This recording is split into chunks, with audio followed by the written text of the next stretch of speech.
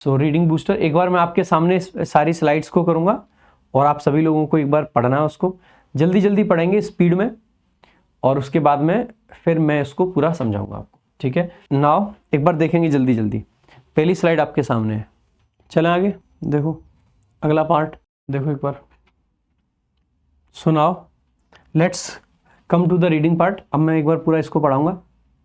Again जब मैं पढ़ाता हूं तो आप लोगों का भी ध्यान रहना चाहिए कि मैं क्या पढ़ा रहा हूं, कौन सी लाइन बता रहा हूं, कौन सा शब्द बता रहा हूं। अगर वो शब्द आपने मिस कर दिया, अगर वो लाइन्स आपने मिस कर दी, तो आप उतना अच्छा समझ नहीं पाओगे। दूसरा, कभी भी ये मत कोशिश किया करो कि आपको किसी चीज़ का हिंदी ट्रांसलेशन पता हो। अगर कोई ऐसा शब्द है जिसका सेंस भी आप समझ पा रहे हैं, वो इनफ है। हमेशा अगर उसके एग्जैक्ट मीनिंग पे जाओगे ना, तो एग्जैक्ट मीनिंग के चक्कर में आप अटक जाओगे, उसी शब्द पे आपका पूरा फोकस चला जाएगा, अटेंशन चली जाएगी। तो कई बार ऐसा भी होगा आपको कि किसी शब्द का एग्जैक्ट मीनिंग नहीं पता होगा, लेकिन कॉन्टेक्स्ट देख के, सेंस देख के उसको आगे बढ़ जाओ, क्योंकि हमेशा जरूरी नहीं है कि हर चीज़ का एग्जैक्ट मीनिंग आपको पता होना चाहिए रीडिंग के लिए। आप अभी उतने बड़े प्रोफेशनल नहीं हो कि आपको हर एक शब्द का ना बेसिक मीनिंग पता होना चाहिए, लिटरली सेंस क्या है उसका और वहां पे किस सेंस में यूज हुआ है, उतना जरूरत नहीं होती है, ठीक है। जस्ट आपको क्या है कि बस एक बेसिक सा सेंस आना चाहिए। आ जाइए एक बार स्टार्ट करेंगे। एज यूजुअल मैं पूरे सेंटेंस को ब्रेक करूंगा और एक एक चीजों को अच्छे से कराऊंगा। तो द गंगा यानी कि हमारी नदी की बात कर रहे हैं, गंगा रिवर की। सो गंगा क्योंकि एक रिवर का नाम है, रिवर के नाम के साथ में आर्टिकल द का प्रयोग किया जाता है, ध्यान रखेंगे। अब देखो गंगा के बारे में डिफाइन करा गया। आप में से कुछ बच्चों को लगेगा कि ये जो रिवियर है ये आपकी वर्ब है, लेकिन ये वर्ब नहीं है बेटा। अगर ये वर्ब होती तो पहली बात तो गंगा के साथ में बीच में कॉमा नहीं लगता, तो पहली बात तो ये वर्ब इसलिए नहीं कॉमा बीच में रखा है। दूसरी चीज, रिवियर करने का मतलब होता है किसी की बहुत ज्यादा इज्जत करना, किसी की रिस्पेक्ट करना। अगर मैं यूं कहूं कि गंगा इज्जत करती है, तो हम ये थोड़ी कहेंगे गंगा किसकी इज्जत करती है, गंगा किसकी रिस्पेक्ट करती है, नहीं। गंगा जिसकी इज्जत की जाती है, जिसको रिवियर किया जाता है, जिसको बेसिकली पूजा की जाती है, तो आप कह सकते हैं कि ये बेसिकली क्या है, आपका एडजेक्टिव है। अगेन मैं बताऊंगा ना, ईडी फॉर्म में, पास्ट फॉर्म में, तो पैसिव सेंस है, जिसकी इज्जत की जाती है। So Ganga which is revered, यहां पे सेंस क्या है, which is revered. So Ganga which is revered, और कैसे रिवियर किया जाता है उसको, as a sacred river. Sacred का मतलब होता है पवित्र, जिसको एक पवित्र नदी के रूप में पूजा जाता है, यहां पे ये कहने का इसका सेंस है। एंड तो देखो एज प्रेपोजिशन है, उसका ऑब्जेक्ट है रिवर, कैसी रिवर, सेक्रेड एडजेक्टिव, और ये आपका आर्टिकल है एंड। और ये बेसिकली क्या माना जाता है इसको, लाइफ ब्लड। किसका लाइफ ब्लड, मिलियंस का। यानी कि बेसिकली लाइफ ब्लड का मतलब है वो बेसिकली लाइफ लाइन कह सकते हैं एक तरीके से, जीवन रेखा एक तरीके से। कितने लोगों की, मिलियंस लोगों की, क्योंकि नाउन ऑफ नाउन स्ट्रक्चर बन रहा है तो आर्टिकल द भी आ रखा है। सो गंगा जिसको पूजा जाता है एक पवित्र नदी के रूप में, और जिसको लाइफ ब्लड माना जाता है मिलियंस लोगों का। हैज, अब हैज आपकी क्या है, वर्ब है। तो गंगा सिंगुलर सब्जेक्ट है तो हैज सिंगुलर वर्ब है। हैज क्या है भाई, तो हैज के बाद में वर्ब की थर्ड फॉर्म आ जाएगी सिंबोलाइज्ड। हैज सिंबोलाइज्ड, और कितने टाइम तक सिंबोलाइज करा है, लॉन्ग। लॉन्ग का मतलब है लंबे टाइम तक। ये लॉन्ग आपका यहाँ पे क्या है, एडवर्ब है। वैसे लॉन्ग आपका एडजेक्टिव भी होता है, लेकिन एडजेक्टिव तब होता है जब किसी चीज को डिफाइन करते हैं हम, या किसी चीज के बारे में बताते हैं कि भाई कोई सी चीज लंबी है। लेकिन हम ये नहीं कहना चाह रहे हैं, हम कहना चाह रहे हैं कि गंगा को लंबे टाइम तक सिंबोलाइज, गंगा ने लंबे टाइम तक सिंबोलाइज किया है। सो गंगा हैज सिंबोलाइज्ड, कितने टाइम के लिए, लॉन्ग टाइम के लिए, ठीक है। क्या सिंबोलाइज करा है, तो आइडेंटिटी को। सिंबोलाइज करने का मतलब है किसी चीज का सिंबल बनना, किसी चीज की पहचान बनना। गंगा पहचान बनी है, किस चीज की पहचान बनी है, तो आप कहोगे भारत की कल्चरल और स्पिरिचुअल आइडेंटिटी की। यानी कि गंगा लंबे टाइम तक पहचान रही है भारत की कल्चरल और स्पिरिचुअल आइडेंटिटी। कल्चर को दिखाने वाली, स्पिरिचुअलिटी यानी कि हमारी श्रद्धा, हमारी भक्ति को दिखाने वाली। अब इनके ना एग्जैक्ट मीनिंग ना भी पता हो तो ठीक है, कल्चर को मतलब कल्चर को, ठीक है, कल्चर हम नॉर्मली बोलते हैं, क्या दिक्कत है उसमें, ठीक है। आगे, डैश बीनीथ, बीनीथ का मतलब होता है इसके नीचे, बीनीथ इट्स रिवियर्ड इमेज, इसकी जो पूजा करने वाली इमेज है उसके नीचे लाइज, लाई करता है, क्या लाई करता है, एन एस्केलेटिंग क्राइसिस, एक एस्केलेटिंग क्राइसिस लाई करती है, जिसका नाम दिया गया है रैम्पेंट पॉल्यूशन। तो गंगा की ये जो पूजने वाली इमेज है उसके नीचे लाई करती है एक एस्केलेटिंग का मतलब है बढ़ती हुई क्राइसिस, जिसका नाम दिया गया रैम्पेंट पॉल्यूशन।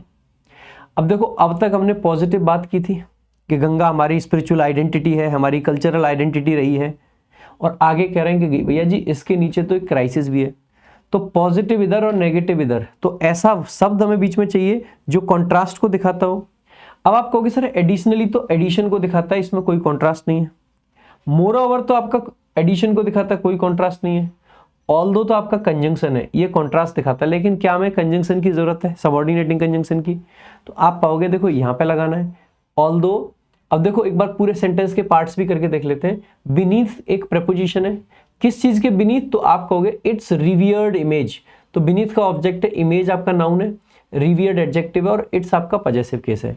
अब आप एक चीज पाओगे, सो बीनीथ इट्स रिवियर्ड इमेज, तो ये एडवर्ब ऑफ प्लेस के तरीके से काम कर रहा है। उसकी रिवियर्ड यानी कि बहुत ज्यादा पूजे जाने वाली इमेज के नीचे, तो आपको एक चीज हमेशा ध्यान रखनी है। क्या ध्यान रखनी है भाई? कि कई बार आपका सेंटेंस स्टार्ट होता है किससे? एडवर्ब ऑफ प्लेस से, ठीक है, और एडवर्ब ऑफ प्लेस पहले आता है, फिर आपकी क्या आती है? वर्ब आती है, और फिर आपका क्या आता है? सब्जेक्ट आता है। ध्यान रखेंगे, वर्ब यहाँ पे सामान्यतः is am are was were होती है, सब्जेक्ट के स्थान पे आपका हमेशा और हमेशा नाउन आता है। और इसीलिए आपने बहुत बार ये वाला स्ट्रक्चर भी देखा होगा कि सेंटेंस की शुरुआत में क्या आ गया? देयर, क्योंकि अल्टीमेटली देयर क्या है? एडवर्ब ऑफ प्लेस है। फिर आपकी क्या आ गई? वर्ब, और इसके आगे आने वाला जो नाउन होता है वो आपका क्या बन जाता है? आप कहोगे सर ये आपका सब्जेक्ट बन जाता है। क्यों बन जाता है? क्योंकि देयर आपका क्या है? एडवर्ब ऑफ प्लेस है, ठीक है, देयर आपका क्या है? एडवर्ब ऑफ प्लेस है, इसीलिए आपका ये वाला स्ट्रक्चर पॉसिबल होता है। सेम स्ट्रक्चर आपका यहाँ भी बन रखा है, बस यहाँ पे डायरेक्टली एडवर्ब नहीं है, प्रीपोजिशन और उसका ऑब्जेक्ट भी तो एडवर्ब बनते हैं, प्लेस को दिखा सकते हैं। उसकी जो पूजे जाने वाली इमेज है उसके नीचे अब लाई आपकी क्या है? वर्ब है।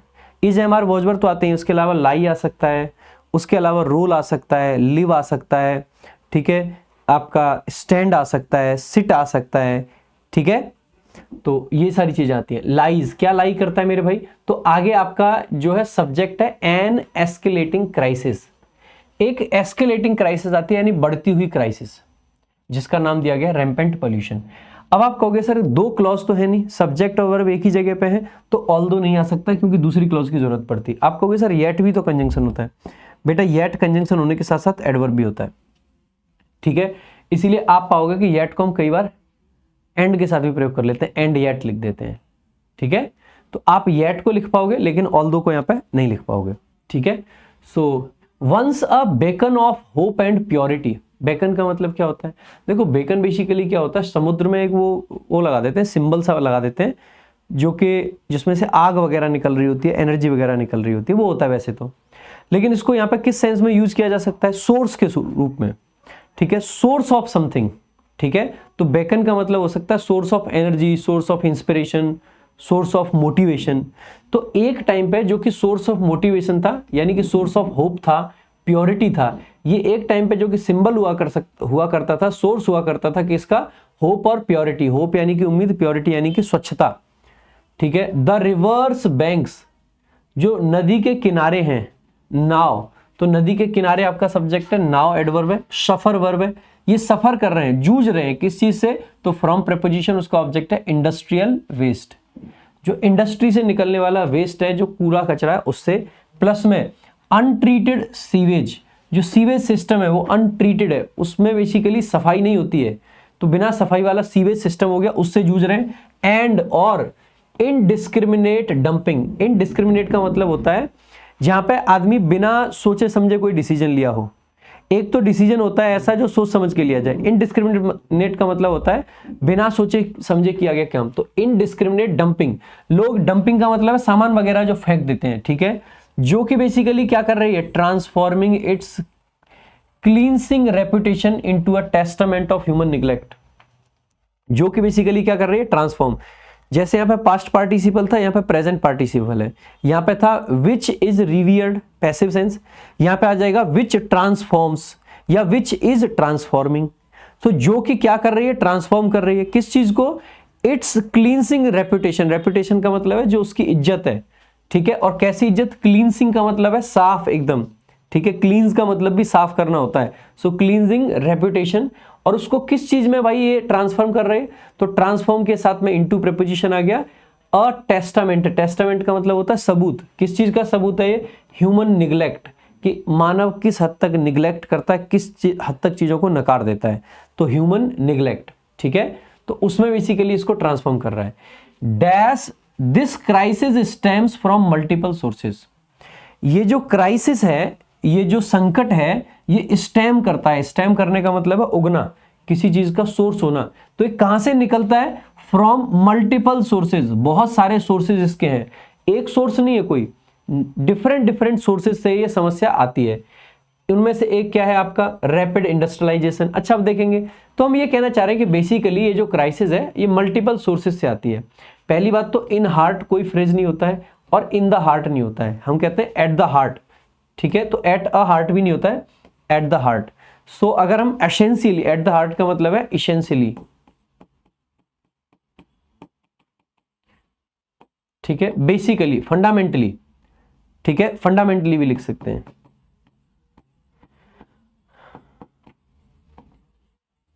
या आप चाहे तो बेसिकली लिख सकते हैं,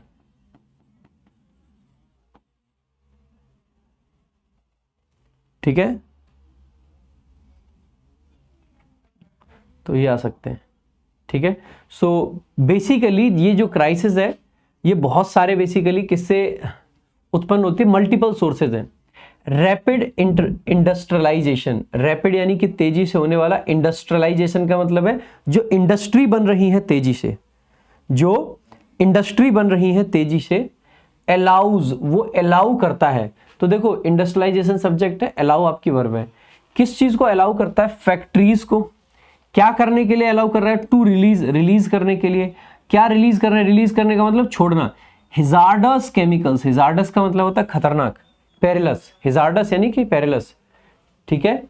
सो हिजार्डस केमिकल्स, कैसे केमिकल्स? जो खतरनाक है। वाइल, जबकि, अर्बन, जबकि या जहां पर, अर्बन ग्रोथ, अर्बन ग्रोथ का मतलब है शहरी ग्रोथ जो है, dash with outdated sewage system. अब अर्बन ग्रोथ तो हो रही है, ग्रोथ तो हुई है, लेकिन जो सीवेज सिस्टम है वो कैसा है? आउटडेटेड है। तो अर्बन ग्रोथ जो कि बेसिकली बढ़ गई है, जो कपलिंग भी नहीं होगा, ये ग्रोथ डबल नहीं कर रही है आउटडेटेड सीवेज सिस्टम को, जो कि डबल हुई है तो इस ग्रोथ को डबल कर दिया गया है। तो आप कह सकते हैं कपलिंग नहीं होगा, हैज कपल्ड नहीं होगा, कपल्ड आपका करेक्ट आंसर है। ये पार्टिसिपल का सेंस है यहाँ पे भी, क्योंकि देखो सब्जेक्ट की हमें जरूरत नहीं है, सब्जेक्ट की जरूरत नहीं है। क्यों? सॉरी, सब्जेक्ट की नहीं, वर्ब की, ठीक है। वाइल आपका कंजंक्शन है, अर्बन ग्रोथ आपका सब्जेक्ट है, और urban growth results in millions of litres. तो इस अर्बन ग्रोथ के लिए जो वर्ब है वो रिजल्ट्स है, तो हमें यहाँ पर वर्ब नहीं चाहिए, वर्ब नहीं चाहिए तो हैज कपल्ड नहीं आएगा और बीइंग कपल्ड नहीं आएगा। दूसरा, ये ग्रोथ जो है आउटडेटेड सीवेज सिस्टम को बढ़ा नहीं रही है। हम कह रहे हैं कि एक तो ग्रोथ हो गई, इससे नुकसान हो रहा है, और इसको भी कपल कर दिया। कपल करने का मतलब है किसी चीज को डबल करना। किस चीज ने इसको कपल कर दिया है? कि जो सीवेज सिस्टम है वो आउटडेटेड है, तो कपल्ड बाय, ठीक है, या कपल्ड विथ, दोनों चल जाते हैं, ठीक है। रिजल्ट्स इन, इसका परिणाम होता है मिलियंस ऑफ लीटर्स, मिलियंस की संख्या में लीटर्स होते हैं, ऑफ किस चीज के? अनट्रीटेड वेस्ट, एक ऐसा वेस्ट जिसका कोई ट्रीटमेंट नहीं है, जो सही नहीं है, खराब है, ठीक है, जो कि क्या कर जाता है? एंटरिंग द रिवर डेली, जो कि रिवर में डेली एंटर करता है। आगे देखेंगे, even traditional rituals, even, even आपका क्या होता है? एडवर्ब होता है भाई, ठीक है, ध्यान देंगे। इवन सिर्फ एडवर्ब है, ये कंजंक्शन नहीं है। इवन का मतलब होता है बेसिकली किसी चीज को एम्फेसाइज कर रहे हैं कि ये भी, तो जो ट्रेडिशनल रिचुअल्स होते हैं ये भी क्या करते हैं? रिचुअल्स प्लूरल है तो ये कंट्रीब्यूट करते हैं, ठीक है, कंट्रीब्यूट करते हैं। और कैसे कंट्रीब्यूट करते हैं? As decomposing offerings. ऑफरिंग्स का मतलब है जो चीजें ऑफर की जाती हैं, जैसे पूजा पाठ के टाइम पे जो चीजें हम भगवान को चढ़ाते हैं, जो चढ़ावा होता है, ठीक है, जो चढ़ावा होता है उसी को ऑफरिंग्स बोल देते हैं। और डिकम्पोज करने का मतलब तो वही है कि किसी जगह पे छोड़ना। तो हम जो चढ़ावा है वो डिकम्पोज कर रहे हैं, ठीक है। So even traditional rituals contribute as, क्योंकि जो ऑफरिंग्स हैं ये एक्यूमुलेट हो जाती है। एक्यूमुलेट होने का मतलब है इकट्ठा होना। सो ऑफरिंग्स सब्जेक्ट है, एक्यूमुलेट होना आपका वर्ब है। कहां पे एक्यूमुलेट हो जाती है? अलोंग इट्स बैंक्स, इसके किनारे। तो ये एज जो है कंजंक्शन है, इसके आगे नई क्लॉज शुरू हो जाती है। डिकम्पोजिंग ऑफरिंग्स ये आपका सब्जेक्ट हो गया, एक्यूमुलेट वर्ब हो गई, अलोंग इट्स बैंक आपका उसका ऑब्जेक्ट, मतलब एक्यूमुलेट अलोंग प्रेपोजिशन है, उसका ऑब्जेक्ट है इट्स बैंक्स। कॉन्सिक्वेंटली ये एडवर्ब हो गया। इसके परिणाम स्वरूप, फल स्वरूप क्या होता है, जो बायोडाइवर्सिटी है इज थ्रेटन्ड, उसको खतरा हो जाता है, जो बायोडाइवर्सिटी है उस पर खतरा आ जाता है। एंड और communities dependent on the river, ऐसी कम्युनिटीज जो कि डिपेंडेंट है रिवर पे। सो यहाँ पे कम्युनिटीज नाउन है, सब्जेक्ट है, डिपेंडेंट एडजेक्टिव है। जिस तरीके से हम आईएनजी वाले एडजेक्टिव सामान्यतः नाउन के पीछे रख लेते हैं, तो ये भी एडजेक्टिव है, कम्युनिटीज हु आर डिपेंडेंट। तो कम्युनिटीज डिपेंडेंट किस पे है, ऑन द रिवर, जो रिवर पे डिपेंडेंट है वो क्या करती है, तो कम्युनिटी सब्जेक्ट था, उसके लिए वर्ब आ जाती है आपकी विटनेस। ध्यान देंगे, कम्युनिटी सब्जेक्ट है, डिपेंडेंट एडजेक्टिव है, ऑन प्रेपोजिशन है, उसका ऑब्जेक्ट है रिवर। डिपेंडेंट के साथ में ऑन या अपॉन दोनों आ सकते हैं, ठीक है। वो कम्युनिटी सब्जेक्ट था तो उसके लिए वर्ब आ गई विटनेस। क्या विटनेस करते हैं मेरे भाई, डिक्लाइनिंग, अ डिक्लाइन या द डिक्रीज। पहली बात तो हम किसी डेफिनेट चीज की बात तो कर नहीं रहे, डिक्लाइन या डिक्रीज तो पहली बार आ रहा है, तो ये तो नहीं होगा, ठीक है। डाउनफॉल के साथ जनरली ऑफ आता है, तो डिक्लाइन का मतलब होता है कमी। So a decline in their livelihoods, declining नहीं लिखेंगे क्योंकि डिक्लाइनिंग अगर लिख दिया तो ये तो वर्ब है, जब ये वर्ब होगी तो इसका ऑब्जेक्ट चाहिए आगे। अ डिक्लाइन लिखा है तो ये तो नाउन है, नाउन है तो आगे बेसिकली प्रीपोजिशन इसके चल जाएगी, कोई दिक्कत नहीं है। सो अ डिक्लाइन यानी कि कमी, डिक्लाइन या डिक्रीज, इनके साथ में सामान्यतः आर्टिकल ए का प्रयोग किया जाता है, ध्यान रखेंगे, ठीक है। सो जो कि कम्युनिटीज डिपेंडेंट है किस पे भाई, रिवर पे, वो विटनेस करती है डिक्लाइन यानी कि कमी, किस चीज में, इन देयर लाइवलीहुड्स, उनके जीवन में, ठीक है। कंपाउंडेड बाई, जैसे वहां था ना कपल्ड बाई, वैसे ही यहाँ पे कंपाउंडेड बाई, किस चीज से कंपाउंड हो रही है, कंपाउंड होने का मतलब है बढ़ रही है, ठीक है, बढ़ रही है। किस चीज से बढ़ रही है भाई, सीरियस पब्लिक हेल्थ रिस्क, और उनके basically serious public health risk भी हो रहे हैं। इसके बाद में यहाँ पे कहा गया है एफर्ट्स, कुछ एफर्ट्स भी किए जा रहे हैं, जैसे कि द नमामि गंगे इनिशिएटिव। तो आप पाओगे सच एज आपकी प्रीपोजिशन, उसका ऑब्जेक्ट है the Namami Gange initiative. Efforts आपका प्लूरल सब्जेक्ट था, तो हैव आपकी प्लूरल वर्ब है। Have dash with ambitious plans. अब आपको लगेगा कि सर हैव के बाद में वर्ब की आईएनजी फॉर्म तो आती नहीं है, ये आपका गलत हो गया, ठीक है। अब यहाँ पे देखो हैव लॉन्च्ड होना चाहिए, या हैव बीन लॉन्चिंग होना चाहिए, या हैव बीन लॉन्च्ड होना चाहिए। अब जैसे ही देखोगे, एक बात बताओ, ये एफर्ट्स जो हैं ये किसी चीज को लॉन्च कर रहे हैं या नमामि गंगे जैसे प्रोजेक्ट्स को लॉन्च किया गया है, आप खुद से बताइए।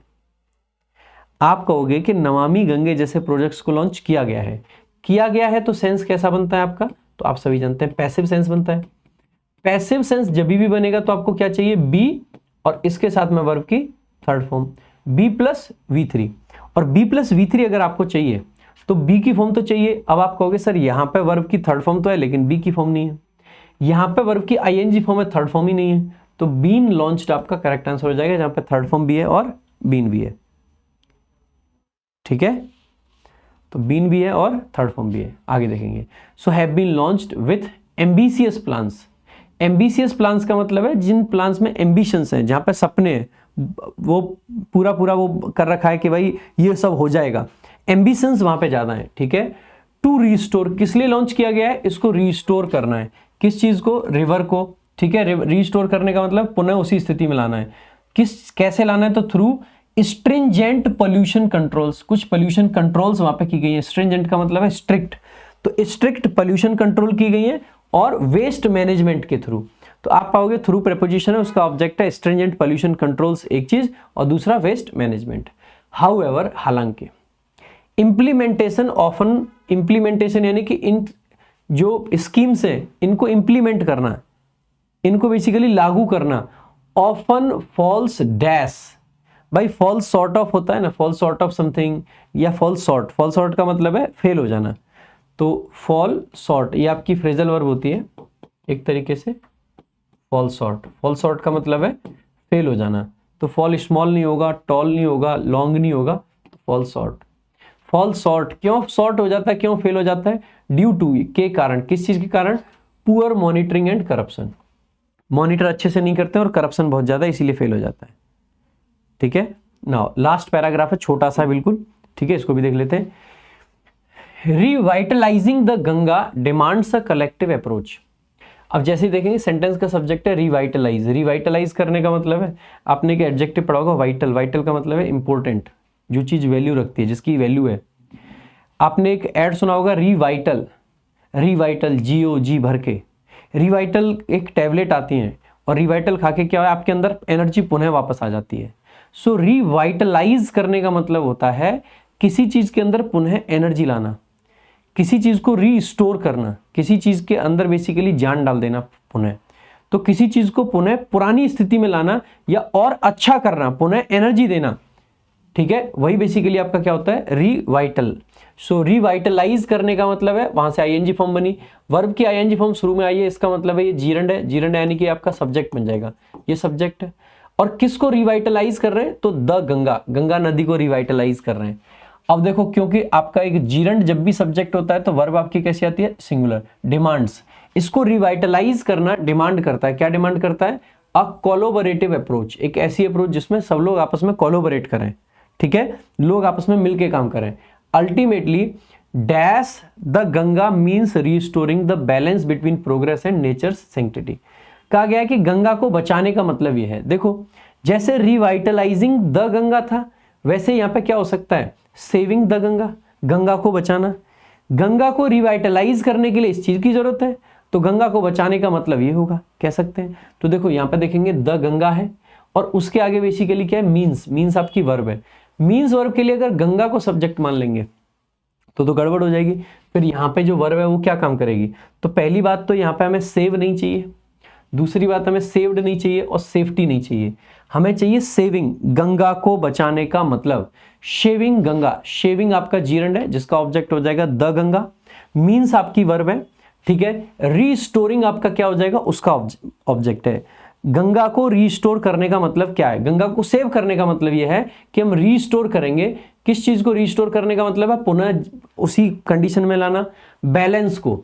तो बैलेंस को रीस्टोर कर देंगे, किसके बीच में बैलेंस, बैलेंस यानी कि कोई चीज ज्यादा कम ना हो, किसके बीच में, प्रोग्रेस और नेचर की सैंक्टिटी, यानी कि नेचर की सैंक्टिटी भी बनी रहे और हमारी प्रोग्रेस भी होती रहे। कई बार हम प्रोग्रेस के चक्कर में क्या है, नेचर की सैंक्टिटी को भूल जाते हैं। कई बार तो हम धार्मिक चीजों के चक्कर में भी नेचर को भुला देते हैं।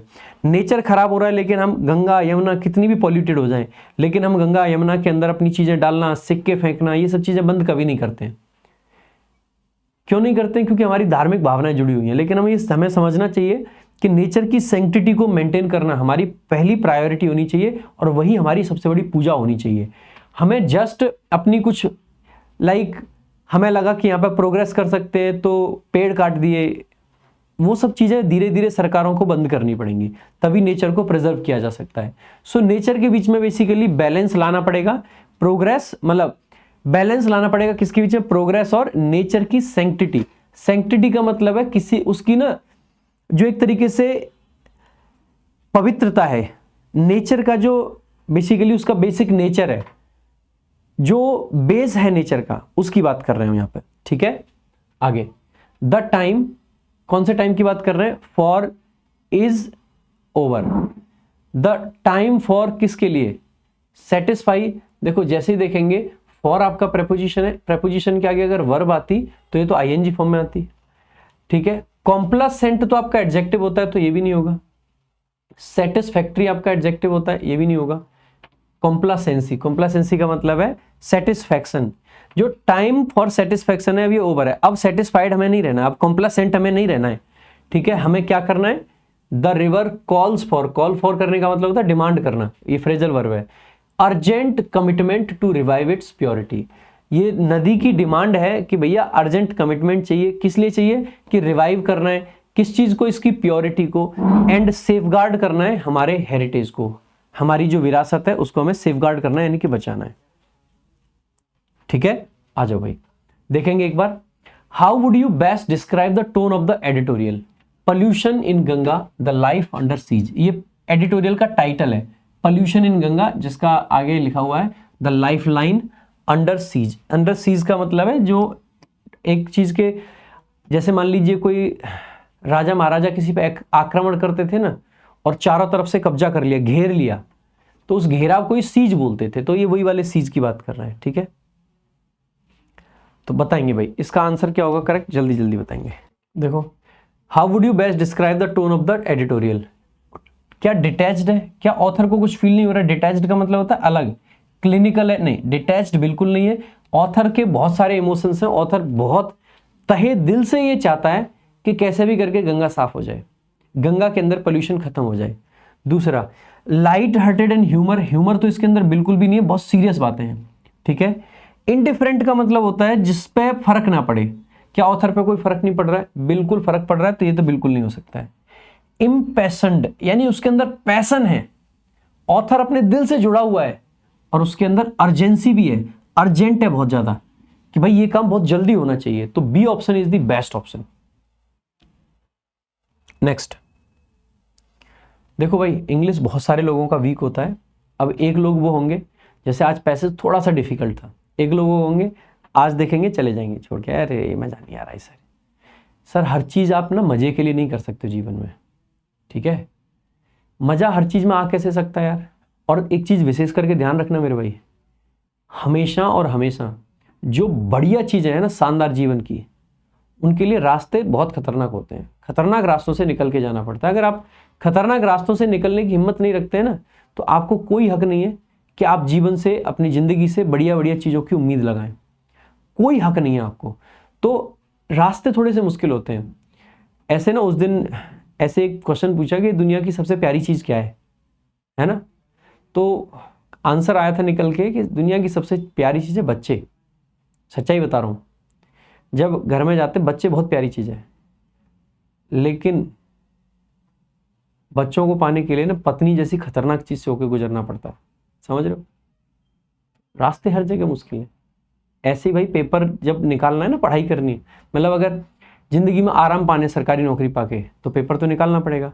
और पेपर निकालना है तो जो रास्ता है वो बहुत खतरनाक है, पढ़ाई से होकर गुजरना ही पड़ेगा, पढ़ाई तो करनी पड़ेगी, तभी नौकरी मिलेगी, नहीं तो कुछ नहीं मिलेगा। तो भाई ये तो जीवन का कर्म धर्म है, करना ही पड़ेगा। अगर पढ़ाई करने की हिम्मत नहीं है, मुश्किल चीज़ों को समझने का एफर्ट नहीं मार सकते हो, तो भाड़ में जाओ भाई, क्या करोगे। अगर आपके अंदर लगता है ना कि यार मैं एफर्ट नहीं कर सकता हूँ, बिना एफर्ट के मुझे नौकरी दिला दे कोई, तो मैं नहीं दिला पाऊंगा भाई। मैं इंग्लिश में 135 में से 135 दिलाने का मादा रखता हूँ और दिला दूंगा, बट मैं उन लोगों को दिला सकता हूँ ना जो मेरे साथ हार्डवर्क करने की हिम्मत रखते हैं। आज पैसेज मुश्किल लगाया और आप छोड़ के चले गए, तो फिर मतलब यह है कि आप मेहनती नहीं है और बेकार काम कर रहे हो आप, ठीक है। आ जाओ, how does the editorial structure contribute to the overall persuasiveness of its meaning, of its message, not meaning.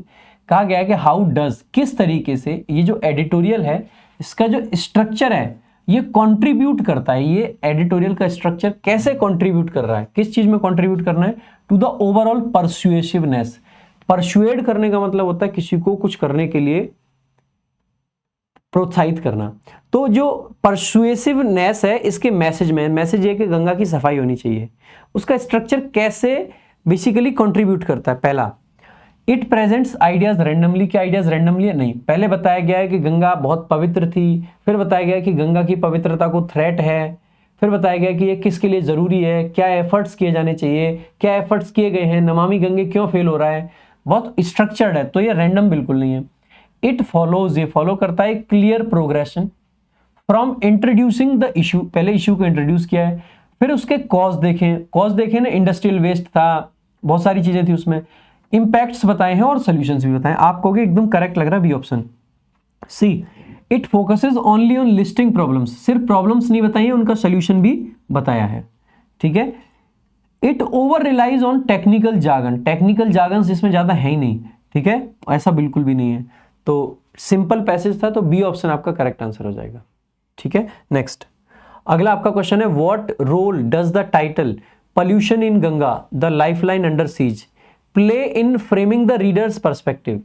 ये जो इसका टाइटल हमने बताया कि इसका टाइटल है pollution in Ganga the lifeline under siege, ये बेसिकली क्या रोल प्ले कर रहा है, जो पढ़ने वाला व्यक्ति है उसके माइंड में किस तरीके का फ्रेम बना रहा है, ठीक है, रीडर के माइंड के अंदर जो किस तरीके का पर्सपेक्टिव ला रहा है, ठीक है, किस तरीके का पर्सपेक्टिव ला रहा है। तो it down place the issue, भाई इश्यू को ये क्या डाउन प्ले कर रहा है, खत्म कर रहा है? नहीं। लैंग्वेज नेचुरल है, बट इसका मतलब ये नहीं कि इश्यू की इंपॉर्टेंस को कम कर दिया हो ना, इंपॉर्टेंस को तो बढ़ा रहा है और वैसे भी सिंपल लैंग्वेज नहीं है, लाइफ लाइन अंडर सीज ये सिंपल नहीं है ना। इट एम्फेसाइज, ये एम्फेसाइज करता है किस चीज को, द क्रिटिकल इंपॉर्टेंस किसकी, of the river and aggressive threat it faces. सही बात है, एम्फेसाइज कर रहा है। It solely describes the reverse geographical significance, बिल्कुल भी नहीं। It distracts from central environmental issues by focusing on warfare, बिल्कुल भी नहीं। वॉरफेयर यानी युद्ध की तो कोई बात ही नहीं है इसमें। नेक्स्ट 4 नंबर क्वेश्चन आपके सामने है, which of the following factors is not explicitly mentioned in the editorial as a source of Ganga's pollution. Ganga के पोल्यूशन के रूप में इनमें से कौन सा सोर्स है जो क्लियरली, एक्सप्लिसिटली का मतलब होता है क्लियरली, क्लियरली मेंशन क्या नहीं है। Discharge of hazardous chemicals from industries, बिल्कुल लिखा हुआ है, हेजार्डस का मीनिंग भी बताया था। अनट्रीटेड अर्बन सीवेज, बिल्कुल है। एग्रीकल्चरल पेस्टिसाइड की बात बिल्कुल नहीं करिए, तो ये करेक्ट आंसर हो जाएगा C option. Accumulation and decomposition of ritual offerings, ritual offerings की बात की गई है, तो ये भी आपका नहीं बनेगा। नेक्स्ट अगला आपका, the editorial highlights the significant paradox regarding the Ganga. Paradox का मतलब है कि जहां पे ना आदमी के मन में दो चीजें आती हैं, ये भी और ये भी, एक पैराडॉक्स है, ठीक है। तो पैराडॉक्स क्या है, तो वो किस चीज को सिंबलाइज करता है आपको ये देखना है। पहला, the inevitable decline of natural resources due to industrialisation, ये नहीं कह सकते ये पैराडॉक्स है, इसमें कंफ्यूजन तो कहीं है नहीं। द कॉन्ट्राडिक्शन, पैराडॉक्स का मतलब ही कॉन्ट्राडिक्शन है, किसके बीच में, between the reverse sacred status, कि भाई एक तो गंगा नदी इतनी पवित्र है कि हमारे घर में अगर कुछ भी अपवित्र हो जाए तो गंगा नदी के छींटे लगाते हैं, और दूसरी तरफ इसकी पोल्यूटेड रियलिटी की गंगा के अंदर पोल्यूशन है। अब ये तो पैराडॉक्स पैदा कर ही देगा रीडर के दिमाग में कि भाई गंगा को पवित्र माने कि अपवित्र माने, है ना। तो पोल्यूशन है, अपवित्र नहीं है, दोनों शब्दों में फर्क है वैसे, ठीक है। तो ये आपका करेक्ट आंसर हो जाएगा B option. The clash between modern technology, modern technology की तो बिल्कुल भी बात नहीं करी है। The economic benefits versus the environmental cost, बिल्कुल भी नहीं, बी ऑप्शन करेक्ट आंसर होगा। Next question number 6, according to the editorial which of the following is a major reason for the shortcomings of government initiatives like Namami Gange. Namami Gange जैसे जो initiatives है उनकी shortcomings का मतलब होता है फेलियर, फेलियर के लिए रीजन क्या है। अच्छा, मैंने आज सारे क्वेश्चंस भी हमने थोड़े मुश्किल रखे हैं, तो कोई दिक्कत की बात नहीं है, अच्छे लेवल की चीजें पढ़ा रहे हैं आपको, और इस लेवल को अगर सीख जाओगे ना तो यार एसएससी में सब आसान लगेगा आपको। Over ambitious project goals that neglect local traditions, ऐसा नहीं है कि ओवर एम्बिशियस होने की वजह से लोकल ट्रेडिशंस को निग्लेक्ट किया जा रहा है ना। नमामि गंगे इसलिए फेल हुआ है क्योंकि लोग मॉनिटर नहीं कर रहे थे, यहाँ पे साफ साफ लिखा हुआ है, आप देख सकते हैं, मैं दिखा देता हूँ एक बार आपको कि वाई नमामि गंगे फेल्ड, ठीक है। So implementation often falls short, क्यों फेल हो रहा था, पुअर मॉनिटरिंग और करप्शन की वजह से।